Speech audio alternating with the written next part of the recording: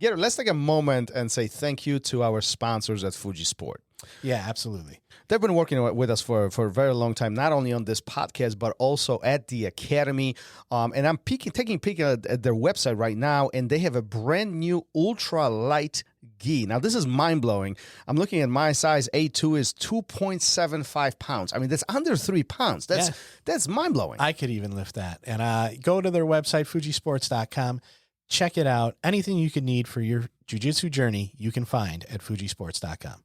Hey, it's been a while since we started RŌL TV project. It's been a while since you started it. I did come in later, and I can't say enough about it, especially the new platform. It's really amazing, fully customizable, and you know a little bit more about the structure. Well, so two things you need to know. One is the subscription service, which is $9 a month. You can get access to hundreds of videos, hundreds of drills, techniques, and so on in a very nice library categorized as you need them. But two, different lessons. You can actually purchase those individually and you own them. So the subscription is not tied to it at all. You can look at things like spider guard, half guard sweeps, half guard chokes, folding pass, and so on. There's so many of them out there. So take a look and see where you need help with the videos, right? 30% if you type in RŌL Radio as a code. Who doesn't like saving money? Go to rolacademy.tv. What's up, everyone, and welcome back. If you haven't already, please remember to hit the like, share, subscribe, download, listen, and whatever other button there is, and leave us a review wherever you do listen. That ensures that we can continue bringing you the great guests and amazing content that you have come to expect. As a 26-year-old purple belt, today's guest was an IBBJF world champion. But his mobility and flexibility had become so bad that he thought his BJJ journey might be coming to an end. Sebastian Brosche then discovered yoga and used it to restart his jiu-jitsu career. His new discipline gave him the ability to continue his jiu-jitsu journey and excel like never before. Here's the RŌL Radio with Edwardo Rios Black Belt and their creator of Yoga for BJJ, Sebastian Brosche.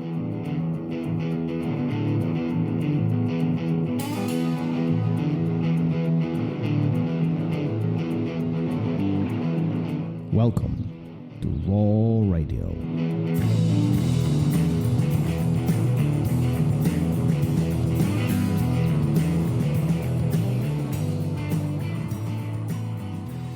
And we are live. Yes, here we go. One of the first things that are right off the bat I've noticed that you know your Instagram name is no longer Purple Belt Gary. It was never Purple Belt Gary. Did you quit jiu-jitsu now completely?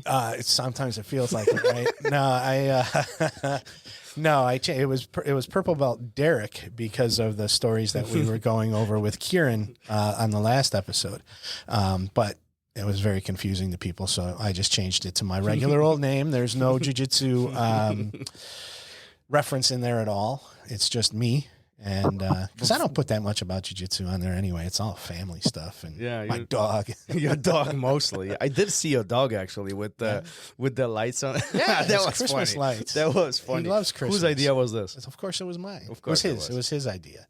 It was his idea. Yeah, it was his idea. It was his idea. So we're getting, we got this past weekend was Christmas weekend. We got the tree up. We got all the decorations up and all that stuff. And trying to get in the spirit a little bit.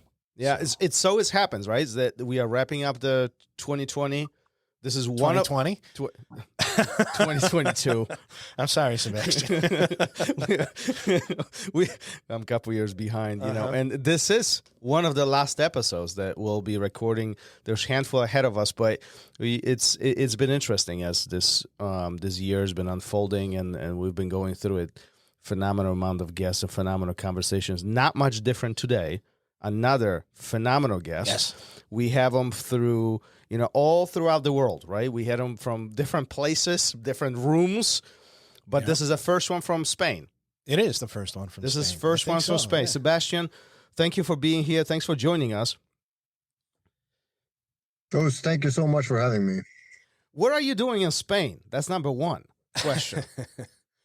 Well, the real number one question is it's not where I am, it's where I'm coming from, and Norway is not. This is not the time of year where you want to visit Norway, and I've had enough of Scandinavia. I'm just I'm I'm a climate refugee. Climate refugee. I like that. Wait a second. But if I look at you right now, you are bundled up with like 7 layers of coats and hoods and everything else. Is it cold in Spain right now? You're right. You're right. I'm gonna take off my jacket because it's just ridiculous to wear winter jacket. No, it's not chilly in Spain at all. It's like it's not almost not a single day in Spain where I can't take my t-shirt off, and it's December, so I made a really good choice. Well, you're living the dream, my friend. You're living the dream. We are in Chicago. Life is painful here as far as the weather is concerned, but glad you're joining us. You're one of those individuals in jiu-jitsu community that promotes a lot of, well, let's just get to it, right? I mean, big part of your life is yoga, and yoga for BJJ is something that you have been promoting for a very, very, very long time, and we'll get to that in a moment. But at which point did the jiu-jitsu and yoga crossed the paths in your life? Well, I have come up with, I've been doing this for 9.5 years, like yoga for BJJ, and I've come up with a few sound bites that I truly believe in. And one is, jiu-jitsu saved my life. Everyone says that. Mm-hmm. Jiu-jitsu saves your life, and then someone has to save you from jiu-jitsu. Yep. And yoga has been for me the saving grace. I was 26 and I couldn't put on my socks without laying down on the floor and doing a triangle on my legs to put my socks on. I was 26. I was supposed to be in my prime. I won the double gold in the purple belt in the Mundials, and I was completely toast. Completely. I couldn't work. I couldn't sleep. I couldn't train well. And that was at 26. And like how many people, everybody in jiu-jitsu who trains 3-4 times a week and spars will end up quitting jiu-jitsu, not because they're tired of jiu-jitsu, but because jiu-jitsu is too hard on them. Like it's the gentle art in theory, but then in practice, it's just brutal to your body if you don't have a strategy. So that's, yoga is one way. It's the best way I've found, but everybody needs something that counters all that crazy stuff that we do put our bodies through, because we're not really athletes. We are sedentary people that are pretending to be athletes unless we take it really seriously. And like doing yoga and drinking water and eating proper nutrition is taking it seriously. So that's why I emphasize that so much in my own life. So you touched on some really important points, and there are some eye-opening things. First of all, you just said we are not athletes. We pretend to be athletes, right? And I think that's a really big acknowledgement for a lot of people. And by a lot, I mean like 95% of people out there who do yoga, who do jiu-jitsu as a hobby. We get to the academies. We want to train. We love this thing, but we shouldn't be pretending that we train 4 or 6 hours a day, 7 days a week. We don't do that, right? I mean, we do have a lot of passion behind it, but there's wear and tear that takes place on our bodies, and that's exactly what you're referring to. Am I correct? You are right. I just want to throw even another grenade into this glass house, which is real athletes. They don't grind and torture their bodies. Right. Real athletes treat they have a much more nuanced and subtle way of approaching. It's not everyday pojada when you're trying to win the Olympics. You have an exact schedule, and it like 75% of the training is super low impact training, and only sometimes they go really hard, but they have a system behind it. It's not like they just show up and skip warm up and just fight the biggest guys on the mat. You can do that for a while, but just from I like when people ask about jiu-jitsu and yoga, and I'm like, imagine running down a ski slope and pretending that just with good technique or with luck that you're never gonna get injured. If you do go down a ski slope for 30 years, you're gonna break your knees just from the randomness of the nature of what you're doing. And in jiu-jitsu, it's so much worse than most sports because people are actually trying to break your joints. So you will end up hurting yourself. But the goal for me with what I do is to minimize that, just make it less likely and less often and less severe when it happens. And I think honestly that 90% of injuries can be prevented just by tapping in time or just making smarter choices. And the other 10%, we can minimize the risk of that injury so that it's not as severe. Like every time I hurt something in jiu-jitsu now, it hurts for a day or two, and then I'm fine. Compared to when I was fighting really hard, when I hurt something then, it hurt for 3 months. And now I'm, 15 years older? So I am a testament that my approach works. It really works. Before we get into the deeper benefits of yoga and what you found successful in this approach, let's take a step back for a second. Let's talk about why in the world we are not as smart as the athletes. And I understand the time commitment and financial commitment and professional approach, all that has a lot to do with this. But I do believe that most students could be smarter about their training. They put a little bit effort into this, and life would be much easier. And that's not the case.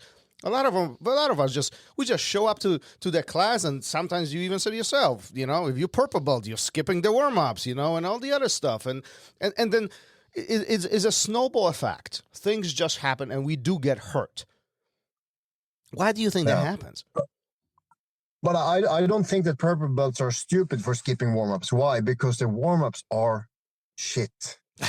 running in circles and doing jumping jacks and push-ups has nothing to do with jiu-jitsu.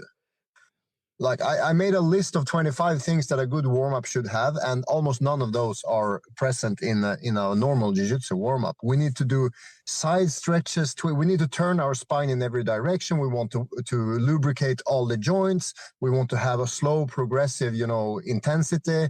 We want to mimic the stuff we're doing in jiu-jitsu. We also want to counter the stuff that we do in jiu-jitsu because we're always crunched up. We want to stretch our hip flexors. We want to, do some inversions to get our blood flowing. All of this should be present in every warm-up. And most gyms, they never spend more than 10 minutes warming up. To me, that's atrocious. Like 10 minutes. My uncle is a judo. He got his judo black belt at age 62. He started when he was 40. When he warms up a full hour before even considering touching someone else. And the older you are, the more warm-up you need. And gyms that are just like, okay, warm everybody up, run in a circle for 10 minutes, and then we do technique, and then we spar. I think that's just being completely inconsiderate to people's bodies, even if you're 20.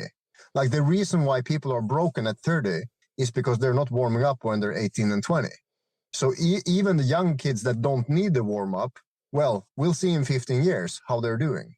So I think everybody needs a proper 30-minute warm-up, and that's probably going to take me 10, 15 years to even, start getting that message through. But a lot of gyms are prioritizing it. But I don't remember your original question, but we could talk about this for 6 hours and just keep going because. But this is the interesting part, right? Because how. I guess that was the challenging part. What I'm hearing right now is that, one, the warm-up should be smarter. Two, warm-up should be much longer than 10 or 7 minutes, whatever it is. We should put effort into this. But logistically, if our lives are so busy and we do want to come to the academy for hour and a half or 2 hours, and we spend an hour of that time to warm up, what benefit are we really going to gain from the actual class? I mean, is that even a real approach, from that perspective? I think doing things properly, if you think about the S curve, like if you just do a little bit, there's just a little bit. And if you do I usually talk about when people talk about steroids and strength. If you think that you get an edge by being strong in jiu-jitsu on a competitive level, I think you're delusional. Because you can never be a lot stronger than the strongest guy. Even if you do all the steroids and all the gym in the world, you're still going to get to a point where you may be slightly stronger than the next strongest guy. It's never like you're going to have 40 or 50% advantage over anybody by using strength. You need a base level of strength. If you're super weak, you're going to have problems in jiu-jitsu. But then the point of diminishing returns comes pretty quickly. Like you can work out 1 or 2 times a week in the gym, and still hit that, you're not going to get 50% stronger in the bench press. And that's not, even if you do, it's not going to help your jiu-jitsu that much compared to, say, the proprioception and the body awareness and the body control you get from doing like difficult yoga transitions. That has helped me so much in my techniques that people say like, you're insanely strong. I'm like, no, not at all. It's just that I have prioritized being able to twist and turn my body in ways that makes me feel strong. So I can pressure tap people from side control, even though I can lift like 60 kilos in the bench press. Like I have no power at all. I think that's so much more valuable. And like, how much time should we spend on the warm up? What are you spending your time with? You're wasting 15 minutes running in circles, and then you're more or less super inefficiently drilling some techniques that you're not really teaching your body. Like you're so focused on what you should do on the other guy that you're not really teaching your body how to move well, and you're distracted by the technique. So maybe a lot of people, at least the amateurs, the white and blue belts at least, they're wasting 30-40 minutes of the class anyways. And then you're sparring and hurting yourself. So I think we have a long way to go in jiu-jitsu to make jiu-jitsu a beautiful, healthy thing for everybody. That's what I think. But I have an idea about something we could try at least, and that would be, instead of warming up in the class, so instead of doing back-to-back classes in the gym all night, why don't we make like a 25-minute class in between the classes so that people can, chill after class, or they can join the yoga so that the yoga can either be a stretch out after the class that just was finished, or they can use the yoga class as a warm-up for the next class. And that way we don't need any cool downs or any warm-ups in jiu-jitsu classes. We can just have like a squeeze in a little 30-minute yoga between, and suddenly, the value for the gym is so much better, not only because people won't get injured as much, but also because people who are not really active right now, maybe even the girlfriends and boyfriends of the people who are training can be part, and it's more like it becomes more of a community thing instead of just, okay, everybody start running, count 1, 2, 3. Like it's very hostile for someone who's new to jiu-jitsu or not really in jiu-jitsu to be part of that tough culture. So I think yoga can yoga mobility could help the atmosphere in the gym in more ways than just, helping people move better. What do you think? Well, I think, first of all, I wish more people had a similar perspective as you do. There's a handful of people out there in jiu-jitsu community who embrace one, proper stretching, proper warm-ups, taking care of your body. And I think we do get smarter, or we are getting smarter as time goes on. And, this intelligence behind taking care of ourselves is becoming more and more visible versus what was, what we had 20 years ago when I was starting, But still, I think there is these questions that often will arise in students' mind, in a sense of, okay, I can go to yoga, or I can spar for 30 minutes. I bet you, if you asked around the world, most will pick sparring. And that's the hard part, right? And why do you think that... Go ahead. Sparring is the cool stuff. Yes. Mm-hmm. That's why everybody gravitates towards it. Yeah. Sparring is the good stuff. And we could talk about a million years about how important jiu-jitsu is for modern life, because we're not wrestling tigers or doing whatever we used to do for millions of years. Jiu-jitsu gives life meaning, and I saw that especially in COVID when I couldn't train for several years. Like I trained maybe 10 sessions in 4 years from COVID. We had COVID lockdowns, no jiu-jitsu. Yeah. Plus I had 3 kids, so I just couldn't make it, and it's so goddamn important for me and for probably everybody that says they love jiu-jitsu, because it gives you that thing that you cannot explain, that you really need deep down, men and women, old and young. We need that. But sparring is the cool stuff, but only for so long, because this maxim will never, will always be true. You will quit jiu-jitsu one day because you get too injured. It's not worth it anymore. Look at everybody who is 50 plus or 60 plus in jiu-jitsu who trained for 20, 30 years. Most of them don't spar anymore. They love sparring, but they can't because they didn't prioritized correctly. That's what I believe. No, I agree with you 100%. I mean, I even know myself, like when I engage in sparring sessions, I have to, like, I'm conscious of who I'm sparring with, what the objectives are. And it's not that I don't like people. I want to be conscious of, what is the risk of me getting hurt, and I'm not 50. I'm not yet, at least. But like, it's, we make these decisions, especially if who was this on the show who said it's not the age but the mileage that matters. I don't remember. It might have been that was Zanji, yeah. But we also talked to the Silver Fox about picking your partners and being smart. I want to go back just a little bit. You were talking about how people train, and I hear a lot of people say, "Oh, jiu-jitsu's like yoga." It's like yoga. It's, it's like going to the chiropractor all in one. And I've tried to tell people, in a very nice way that, no, you need to move your body in the opposite direction from what you're doing while you're doing jiu-jitsu. And I have a hard time getting people to see that. And I've heard you talk about it before, almost in every video you do. Can you explain to people, dispel that for people so that they realize that it is neither of those things?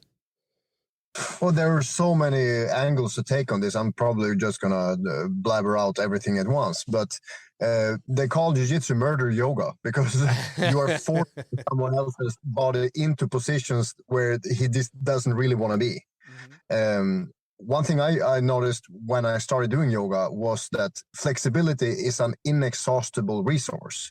If you're putting me in a banana split and really trying to split my legs, and I know how to handle it, and I have the flexibility and mobility to handle it, you're actually helping me becoming more flexible. You're doing a really brutal yoga teacher adjustment on me.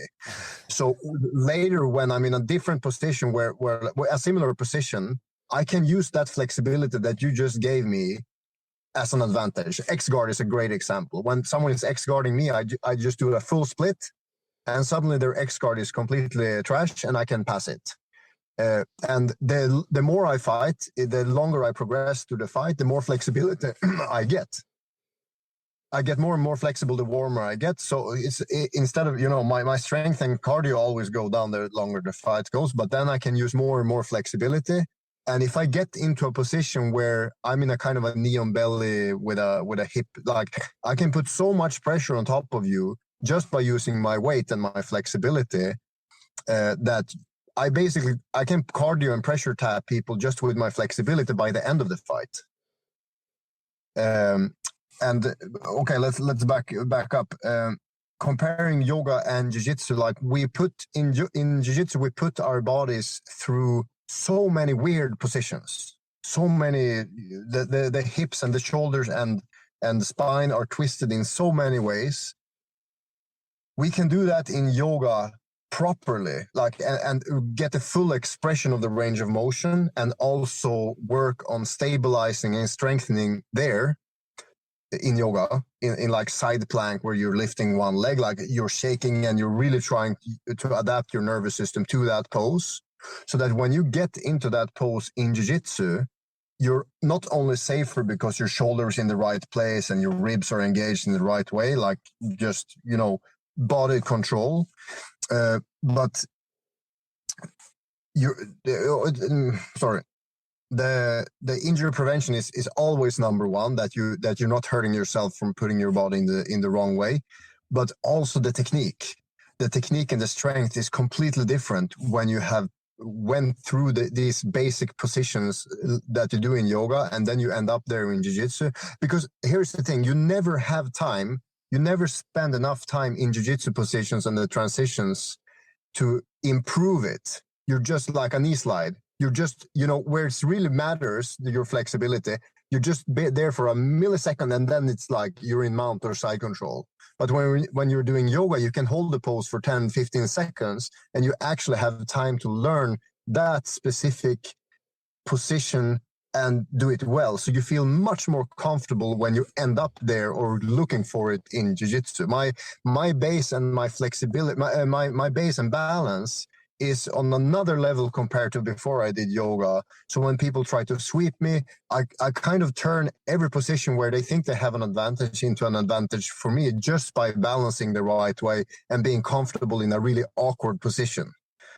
So I could go on and on and on, but yeah, yoga and jiu-jitsu are one and the same. It's just that when you are doing it without someone trying to submit you, you have time to develop and understand the things that you really don't, that you just skip over in jiu-jitsu, if that makes sense. Well, let me ask you this then. So essentially what you're saying is quality of the quantity. It's not necessarily the amount of time we spend on these things, but really paying attention to how well you're doing, look at the technique, really refine, focus on what we are doing, not necessarily how much we are doing of it, right? So in your mind, let me ask you some controversial question then. In your mind, do you think that yoga should be mandatory part of our jiu-jitsu training all over everywhere? I can't figure out a good objection against doing 10 minutes of yoga every day. You basically have 4 windows where you can do 10 minutes of yoga.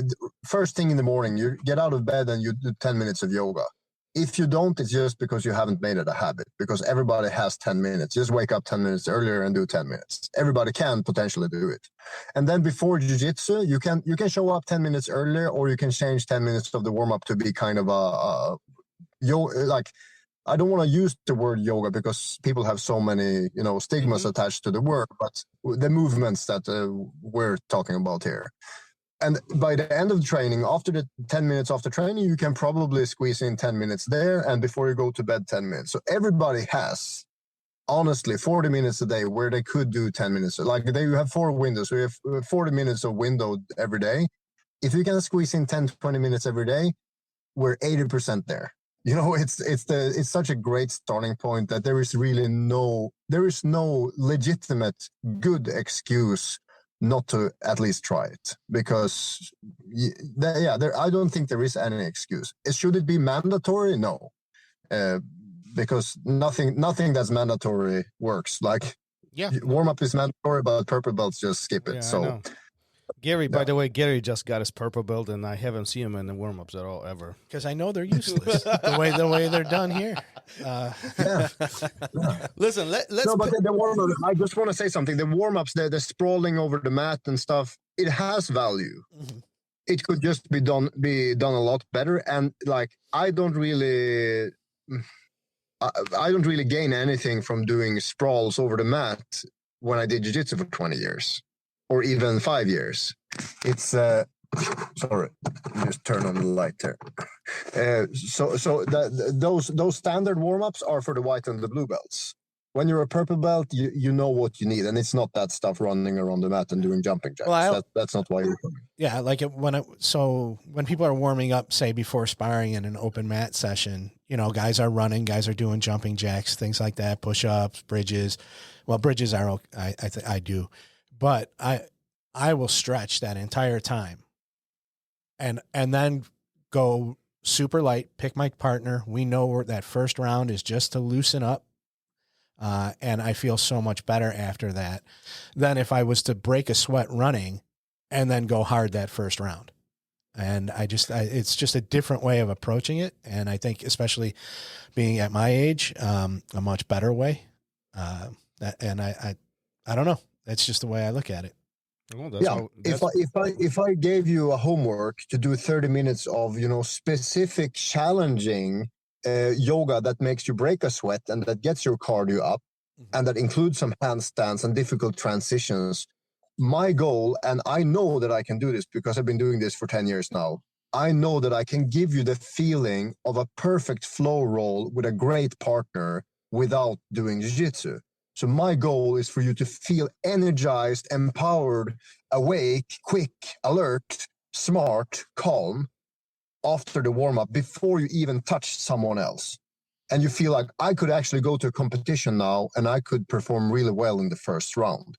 That's the power that a good yoga sequence has. It's not just the stretching. It's getting your whole mind and the focus and the breathing and everything in the right place so that you can make super good decisions. As soon as someone does a flying armbar on you, you're already in your body and out of your mind. Like you're literally removing yourself from the thinking part of your mind, and just yoga is, if I want to go super hippie woo here, yoga means the cessation of the fluctuations of the mind. You're connecting your mind to your body with the breath, and you're not polarized like you are when you're on your phone or you work in your car. Like you're getting out of that mode and into something completely different. And you know what I'm talking about when I'm saying flow rolling, like when you're in the roll and the 20 minutes can pass on the clock and you didn't even notice because it feels so good to be in that zone.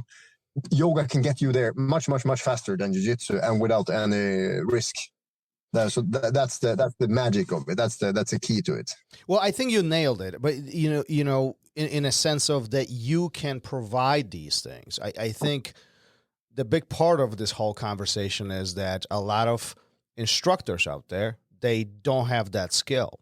And, you know, I'll be honest, like I'm one of them. I don't know yoga to that capacity. I probably could get better at this. You know, I could provide more value to my students by incorporating these things so they can benefit from it by far better just from a, you know, the beginning, the starting of the training, but also to the cool down of the training and walking away from the mat in a more safe manner. You know, how are you envisioning this? Because what you're talking about is literally changing the way how jiu-jitsu classes have been done for decades at this point, right? Yeah, I want to plug someone else here. It's BJJ mental models. Yes. Because what those guys are doing is great. They are changing the TWIT method, which is teaching, watching, interfering, and teaching again. Like that way that jiu-jitsu is being taught. Everybody look at it down. I'm going to show you a technique. Then you go out and practice it, and then you come down and I tell you everything you did wrong, and then we do it again. Like that mode of teaching is very proven with science that it's very limited how much you can learn from it. So what BJJ mental models are doing is figuring out the cutting edge research on how to gamify and make learning more spontaneous and interesting in a jiu-jitsu context. So I just joined them, and I think it's super valuable what they're doing.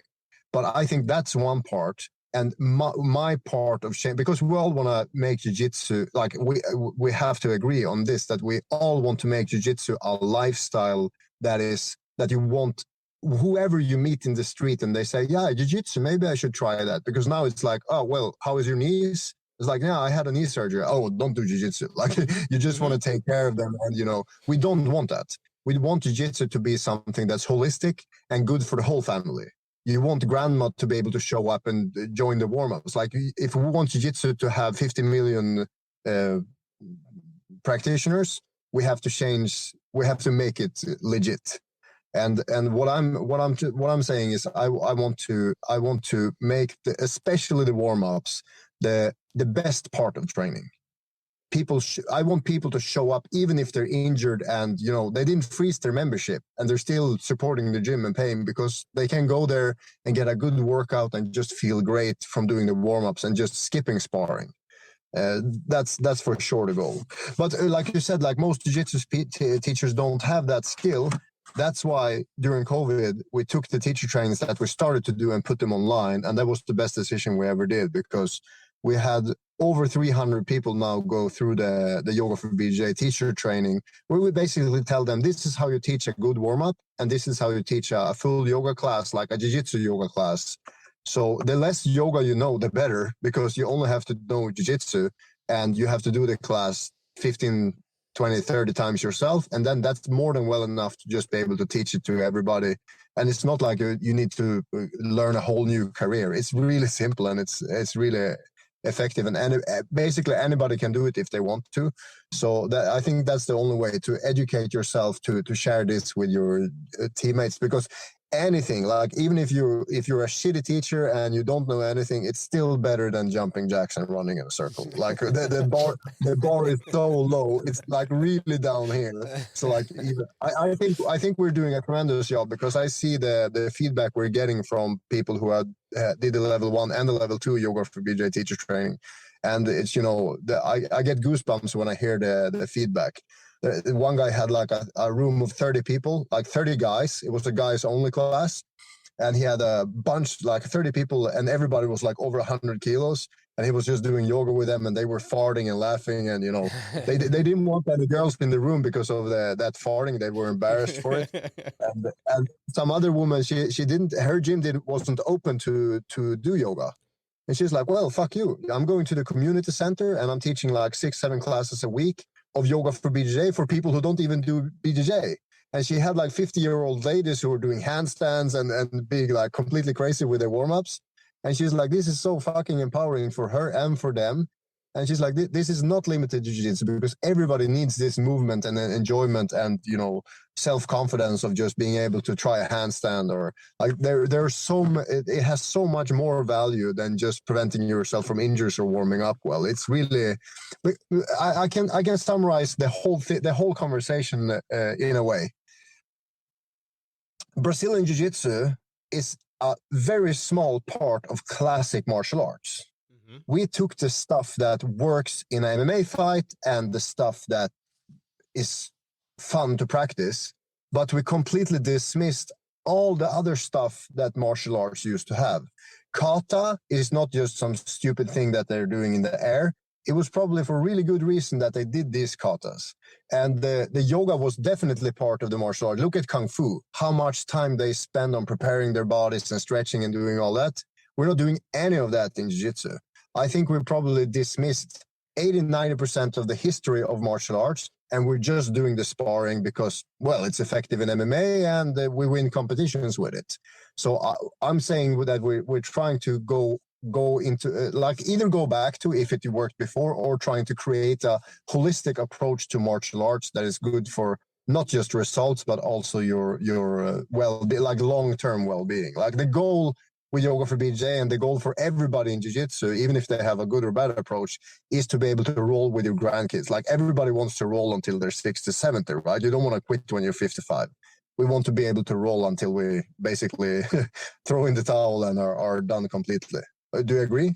Oh, I absolutely agree. I mean, I don't know one person who doesn't want to train more, but some of these physical obstacles arise, especially if the wear and tear continues, and if we don't take care of ourselves. But this whole conversation is just mind-blowing to me, because even I look at myself, 15 years ago when I was 5 years into jiu-jitsu, nobody cared about warming up. Nobody cared about stretching.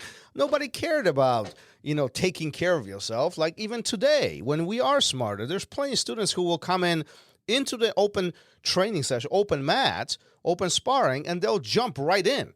Like literally, door, locker room, mat, go. Full power, right? I mean, that's... I'm going to be honest. I do that sometimes too, because I'm so excited. Oh, yeah. I can't help myself. Yeah, absolutely. But I pay the price. I fucking pay the price every time. Yeah. And especially as we get older, that price gets steeper and steeper and steeper, So yeah. I do appreciate you really being very forward with all of this, because somebody needs to talk about this. I do believe somebody needs to talk about it, and hopefully the evolution of jiu-jitsu is leading in a direction where, as you were saying, our grandma can roll with her grandkids. I mean, that would be a phenomenal sight. I mean, 3 generations at that point, right? So why not do it? Sebastian, go ahead. I would just want to say something that I would love to know how it felt to roll with Hickson. I would love to be able to visit Hickson and say, hey, Hickson, let's have a good spar. I can't, because that generation is done. Like Gordon Ryan can never have a good scrap with John Danaher. That generation is done. And to me, that is deeply saddening, because they have the most insight in jiu-jitsu. And now it's only accessible through DVDs and direct coaching. How would it be, how much jiu-jitsu would I learn from being able to spar properly with that generation? So much quicker. Just having like 1 hour roll with the guys that are done, like would save me 3 years of development. Like you could, if we could keep those guys 10 more years of sparring, jiu-jitsu would just be on a completely different level. That's what I think. I agree 100%. I wish I could spar with John Danaher. So how do we keep the hobbyist give those guys 10 more years? Well, number one, they call it the white belt curse, where 80 to 90% of all people who quit jiu-jitsu quit before blue belt. That's a curse. Mm-hmm. Why? I think number one is not because they get injured, because they don't have time to get injured. They feel stupid. Yeah. They feel stupid because you ask them to do a forward roll over the mat first thing of the training. And they haven't done it for 20 years, or they've never done it. So when you ask someone to do a hip escape and you have to explain for 10 minutes and like, no, not like this, no, not like this, no, not like this, they feel stupid and they leave. Mm-hmm. Yeah, I say this all the time to all my instructors. Is like, Gary, quiz for you. You don't want to be wrong, you don't want to get injured, and you don't want to be embarrassed. Yeah, there's three things that every new student needs to avoid, right? Being embarrassed, being hurt, being told they're wrong. Yeah. Yeah, and doing a yoga mobility warm up can change all that immediately. I wish you tried some for a while, and you could be testament right now that I know what you're meaning. But here's the problem: the big problem with yoga for BJJ. I call it yoga because we all know what yoga is on social media. It's just I don't even want to talk about what yoga has, like the image that yoga has. And I don't embrace the modern yoga where it's, all flowers and cheesy quotes. And I don't embrace the old yoga, like the 5,000-year-old practice, because that's also based on mostly make-believe and religion and bullshit. So what I'm trying to promote is jiu-jitsu, the yoga that is applicable for jiu-jitsu. And that I found it to be a very specific one. It's like maybe there are 2,000 poses in yoga, but in jiu-jitsu we only need like 20 or 30 of them, and we can go through all of those in 15 minutes. And if we take a little bit more time, we can feel super prepared to do jiu-jitsu. So it's definitely not rocket science, and I think anybody can do it and anybody can teach it. So it's I don't think we have more than five or 10 years before. But my goal is to have at least one person in every gym in the world who is doing yoga for BJJ, and that they're sharing it with their teammates, even if their gym is receptive to it or not. It's just a matter of time, and especially when gym owners see their retention. Like if you're losing 80 to 90% of your customers within a year, you can definitely do something different. And I believe I can save at least half of those just from them not feeling embarrassed and doing it wrong and getting injured. Yeah, no, for sure. I hope 80-90% of people don't leave the academy. That's like a business disaster. But listen, this is phenomenal information. But as this conversation unfolds, I can't continue scratching my head and think about how did all of this start for you. Like at some point, there had to be this day one of when this yoga was introduced to you. And I we've done our research. We know the stories, but many who do listen to this right now, they don't know. And it's like, who is this guy? First of all, he's from up north. He's, in Spain right now because he's scared of little cold weather. And then now he talks about a yoga, So like, why do we believe him? But no, share your story. How did all of this start? What was the day one when this was born?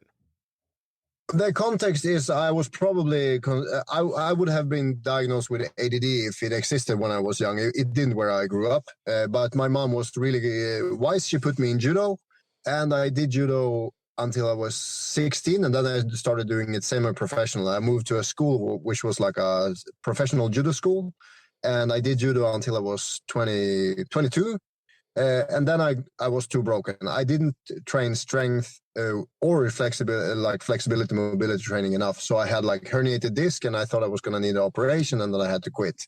But just at that time, when I took a little break from judo, I found jiu-jitsu, and I realized, of course, I saw the UFC 1 and 2 and 3, and I'm like, wow, this is the guy who's basically doing some weird ass judo, and he's killing everybody. That's awesome. Always crazy. And then, I had that in the back of my mind. And then I went to a couple of jiu-jitsu trainings, and I'm like, everything that I'm doing in judo that isn't allowed, it's allowed in jiu-jitsu. Like my style was completely wrong for judo. And then, wow, jiu-jitsu is goddamn amazing. And this position where I have his leg between my legs, they actually have a name for it. They call it half guard. I'm like, whoa, it has a name. And they have names for everything. I can just learn instead of just, saying, this and this and this and this in judo where you don't have names for it. Well, they had some names, but it was all in Japanese, and it was really confusing.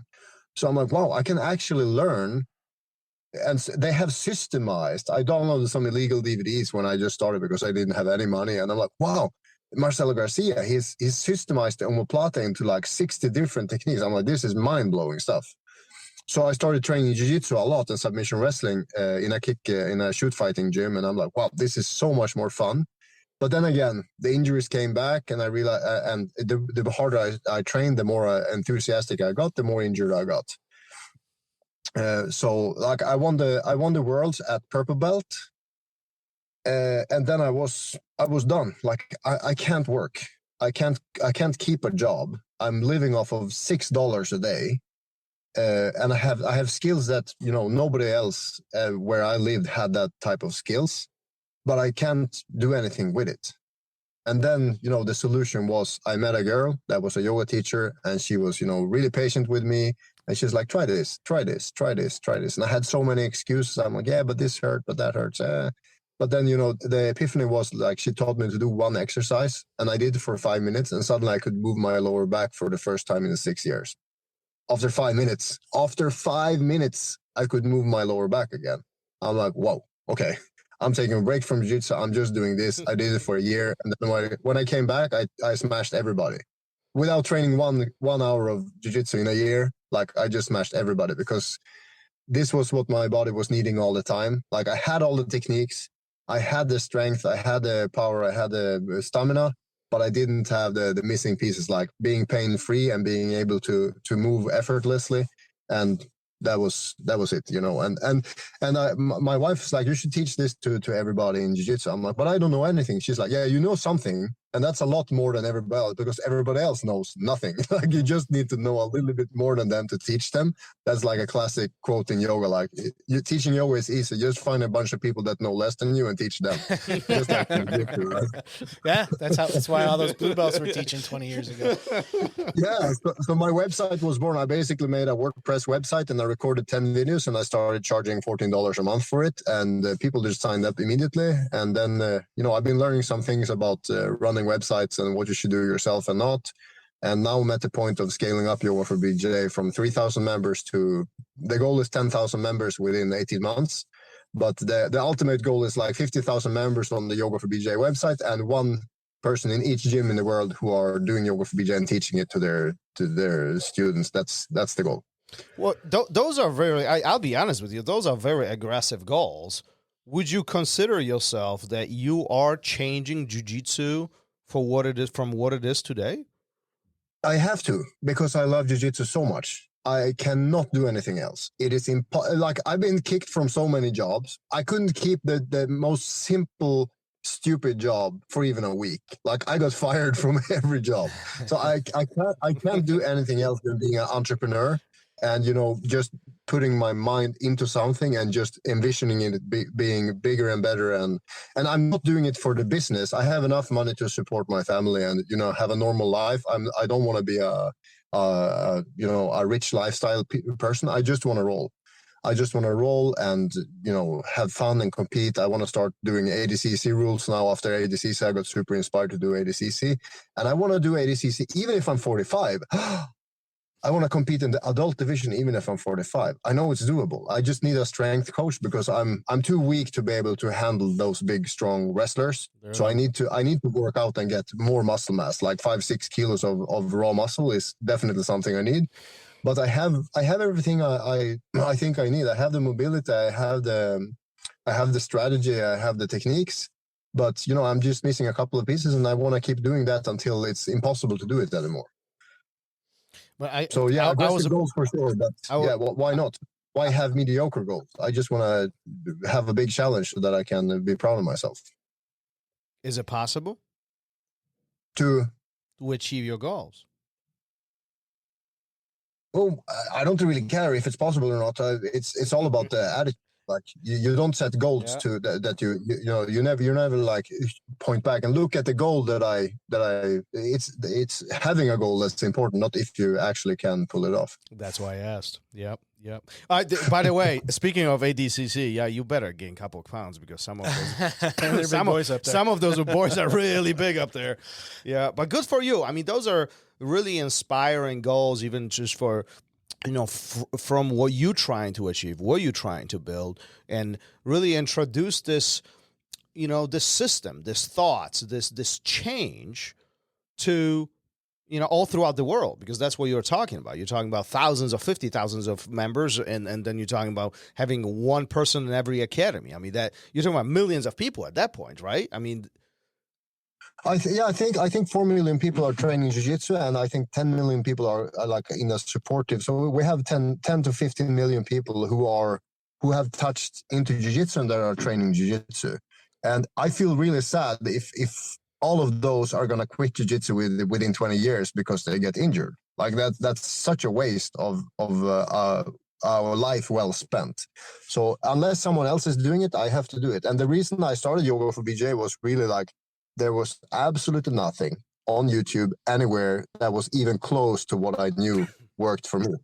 Like not like you can do yoga on YouTube, but you will waste a lot of time just doing stuff that's not really beneficial for you, that's completely irrelevant or just inefficient.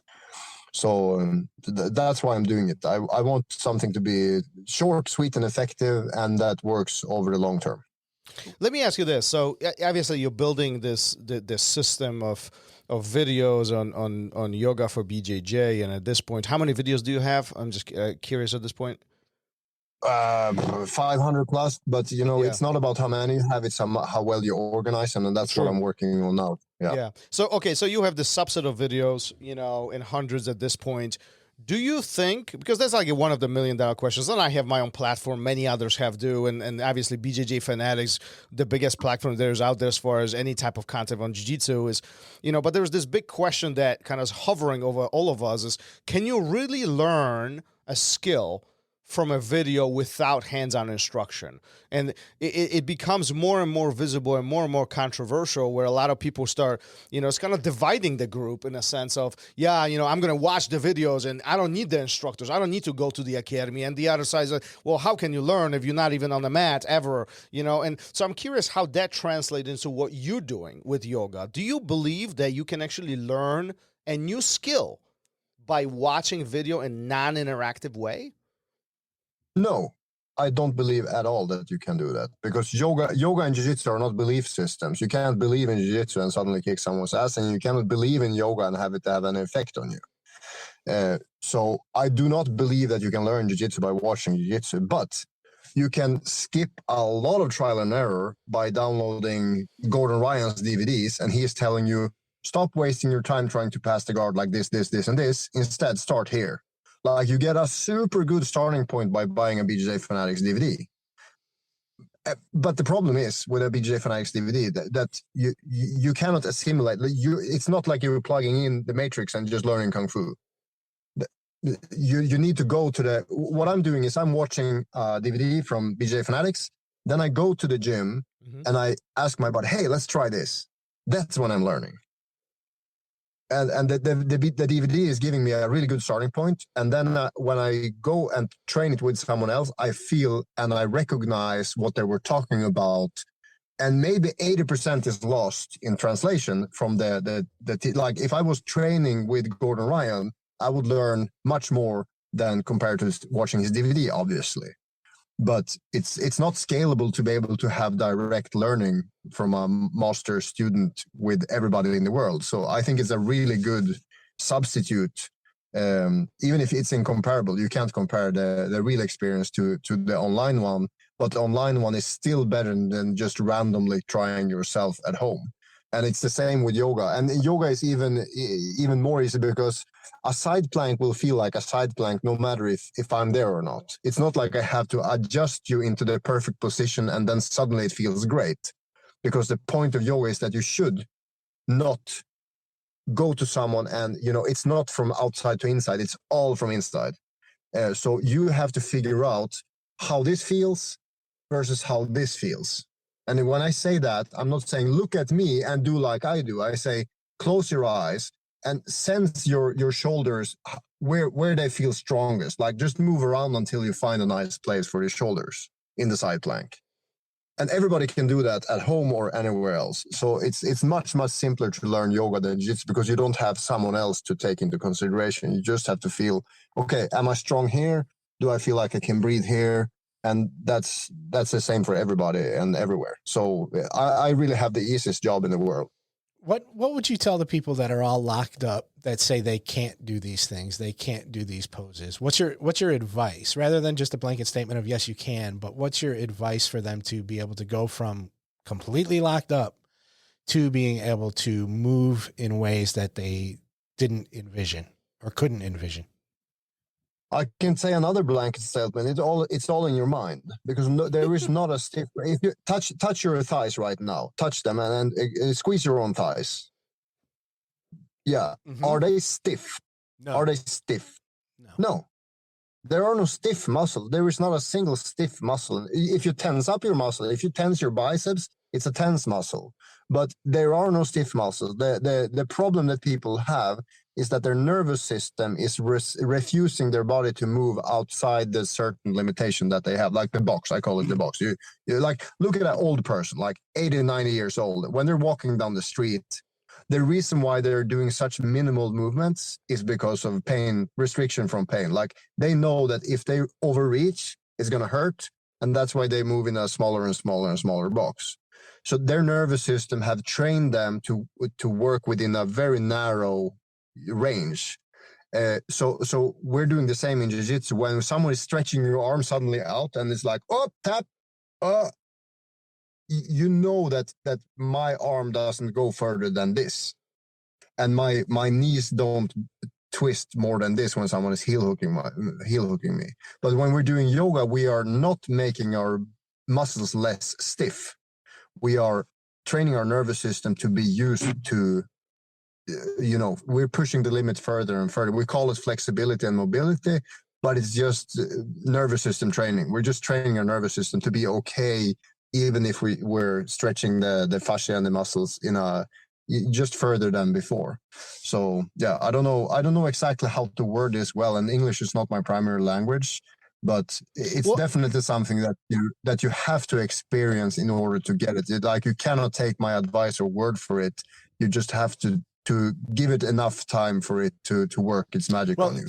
I think that's the thing, is the time, right? Because people, I have a friend that I was talking to who, during COVID, we put some stuff online and it was just simple stretching. And he said, I can't do that stuff. I just can't do it. And I was like, well, nobody's expecting you to do it that first day. It's going to take, and I was telling somebody not that long ago, if you can't bend down and touch your toes when we ask you to, well, go as far as you can. And over time, you'll be able to get there. Anybody can get there, but you have to give it time. It's not going to happen today. Relate that to jiu-jitsu. If somebody thinks that they're going to learn a technique, a harder technique, or I shouldn't say harder, but a more complex technique today, when it's their first day, you're going to get frustrated. Take the time and put in the time and the effort to get there. Human mind is a beautiful thing, yet it's so complex, and it often stops us from doing what we really want to do.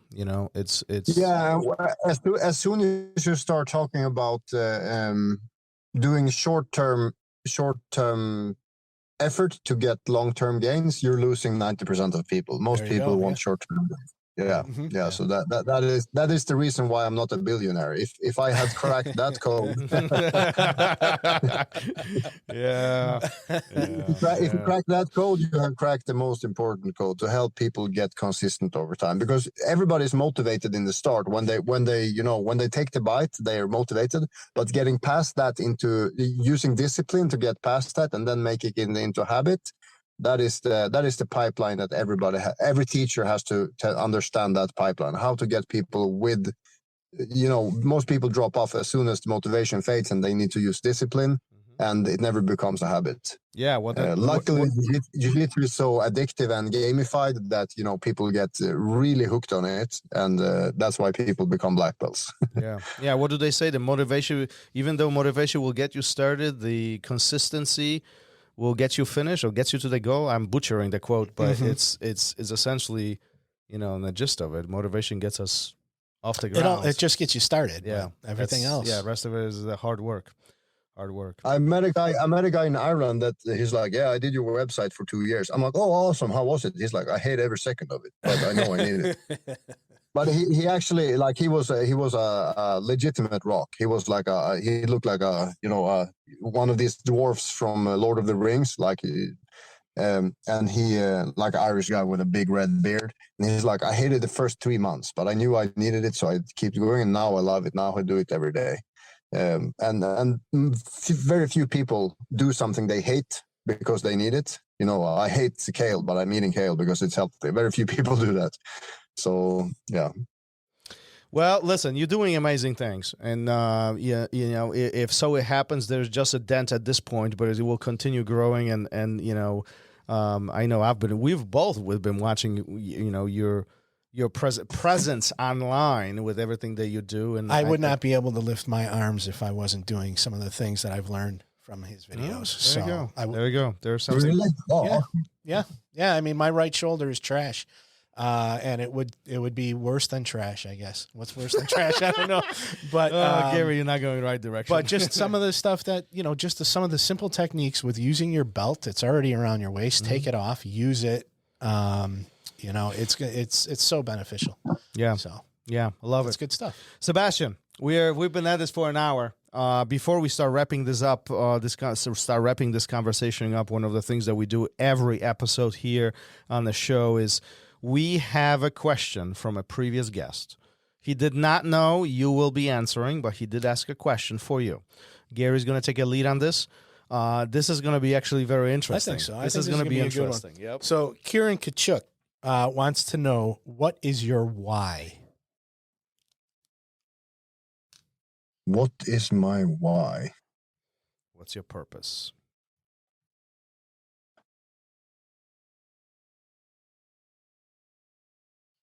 He's thinking. We didn't lose him. He's thinking. Yeah, I can tell. His head's moving a little. He blinked. There's a little smoke coming out. Yeah, no, he's the thinking. The biggest why is seeing if there is a life behind small children. I have 3 small children at home with 7 dogs. So just getting past and surviving this crazy motherfucking time in life is, yeah, I just trying to survive every day and getting past, and trying to not get angry when the one kid comes in like, hey, I want to watch TV, when you're putting the other 2 to sleep. Like that's my why right now. But the more long-term and broader why is I found jiu-jitsu, and I found like jiu-jitsu is really, I could not go through life without doing jiu-jitsu. It's not possible. And jiu-jitsu is my why. What is your why? Jiu-jitsu is my why. It really makes life so enjoyable. And I started judo when I was 7, so I've been growing up with a similar thing to jiu-jitsu, and like it's been with me through my whole life. And I could have been so many weird, wonky characters that were just pushed out and being on the fringe of any group I went to, but I became a part of every group that I went to thanks to jiu-jitsu. So jiu-jitsu is definitely my why. Yeah. Let me ask you a different question. There is a lot of passion behind everything that you speak about today.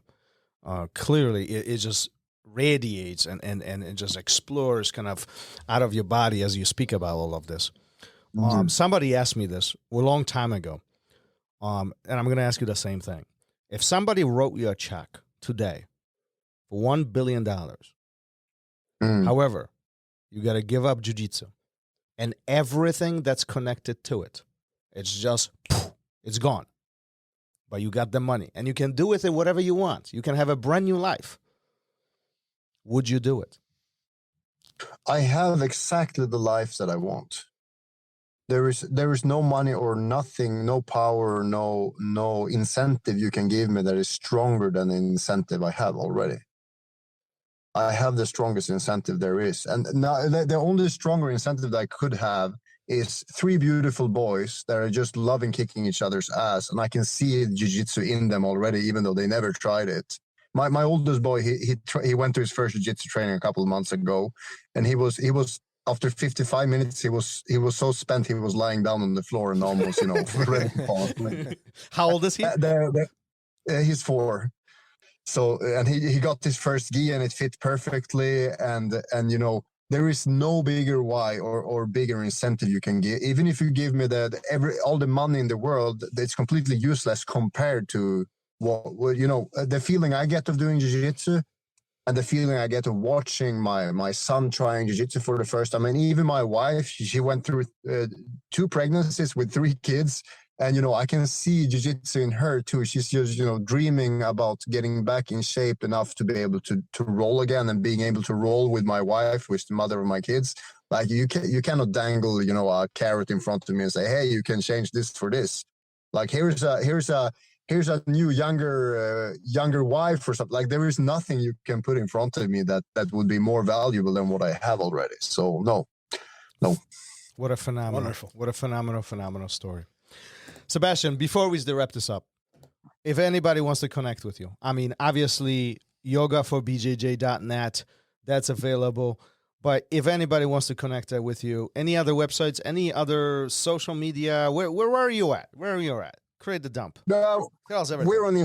We're on Instagram. When you write on Instagram, I will be the one responding. Yoga for BJ on Instagram, and I want to make a big plug here. First of all, I want everybody to try Yoga for BJ for 7 days, and it's free. We have a free trial, so try it for 7 days, 10 minutes a day, and just see if you can, if you're ready for it or not. Some people are like, no, I don't have time, or this is not for me right now. That's fair, but at least don't say it's not for you before you tried it. It's like, no, I don't like sushi, but have you ever tried? No, I have no idea how it tastes, but maybe you should try it before you know.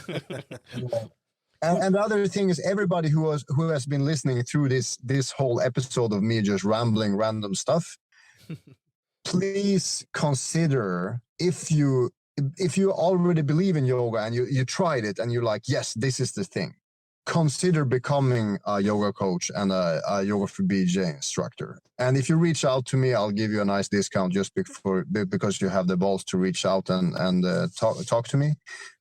Because I really, really, really, really need help. I can't do this myself. Even if I go on every podcast every month, it's just me talking. But I want 1,000 people to be doing Yoga for BJ and teaching it with her, because then it becomes then it gets momentum. So I really want people to become yoga teachers and Yoga for BJ teachers in their gym, because it's going to help not only your gym directly by keeping members injury free and keeping their memberships, but also create a much more healthy gym environment. So please feel free to reach out if you want to be part of the movement.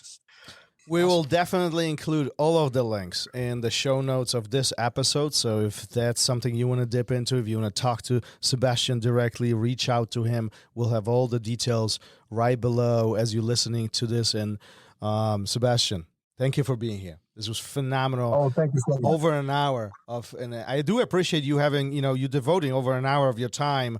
Hopefully your kiddos are sleeping and you won't get back home in a complete jungle and disaster. You know what I mean? But I do appreciate you being here. What a phenomenal conversation. What a phenomenal story. And I wish you nothing but best of luck. You are literally changing what jiu-jitsu community looks like today. And hopefully, when we have another conversation sometime from now, it's going to be very different. And the footprint that you're making, that you're leaving behind, will be much larger than it is today. Thank you so much. I want to give you guys 2 options. You can choose both if you want to, or none of them. But I would love to come back a year from now. And you guys, obviously, I give you free accounts on the website so that you can, commit to a program and do the startup week and the foundation week or whatever. Or if you're just doing yoga for rocks and the rehab or whatever. But I would also like to invite you to come to the Yoga for BJ teacher training in February. You just have to commit like maybe 3-4 days a week of 20 minutes to go through the warm-up. And then we meet in February over Zoom, and we graduate. You graduate by just practice teaching with other people from around the world. It's super fun, and it's like 8 hours total, like 4 hours Saturday, 4 hours Sunday. And then you become licensed yoga for BJJ teachers, and you can teach the warm-up sequence in your gym. I would love to invite you to that for free. So like even whatever you choose to do, it would be awesome to have another conversation after you guys went through a yoga journey of your own, like personal journey, either on your own or as a teacher. And then we can have a discussion about it. Like, because now it's like you guys have been, you guys have been smoking a little joint. And I'm telling you, hey, here's like, hey, how about you try 10 grams of mushrooms? Like, it would be a very different conversation when you guys have went through the journey yourselves. If I try 10 grams of mushrooms, I won't be back in class. That's for sure. This conversation just derailed at the end. No, it's good. It's awesome. It's awesome. Well, we appreciate the invite. We definitely would love to have you back in a year to see how things are going and everything is unfolding. And again, you're doing phenomenal things. We love it. Thank you so much. Thank you. Peace. Thank you for listening to RŌL Radio. If you enjoyed the show, don't forget to leave us a review and help us make the show even more amazing. For future episodes, check out our website and follow us on all major podcast platforms. Take care.